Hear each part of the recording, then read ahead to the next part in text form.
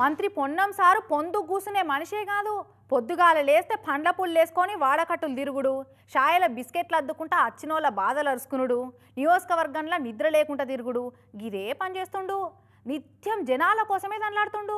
అమ్మో, మంత్రి పొన్నం ప్రభాకర్ అన్న పని రాక్షసుడు ఉన్నాడు కదా. పొద్దుగాల లేచినాక నుంచి పొయ్యి మీద పాలన వంగియక ముందే గల్లీల పొంటి గలమ గలమ తిరుగుతుంటాడు. ఇక మళ్ళా తానం జపం కానిచ్చి ఇస్త్రీ బట్టలు వేసుకుని అవి నలిగదాకా నాజనం అనుకుంటా నలుగుట్లనే తిరుగుతుంటాడు.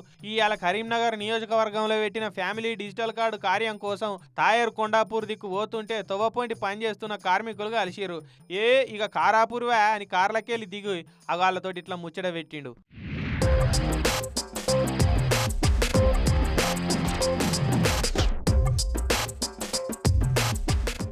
ఏం సంగతిలే పెద్ద మనిషి, ఏ పాట దొరుకుతున్నాయా జీతం? పానాలు మంచిగా ఉంటున్నాయా?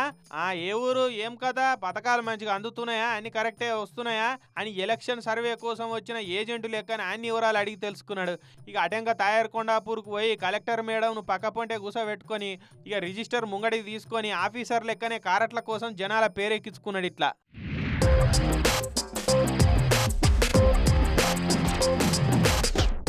ఇక కార్యం ఓడగొట్టుకొని మళ్ళా గంగాపుత్రులకు శాప పిల్లలు వంచి వచ్చిండు.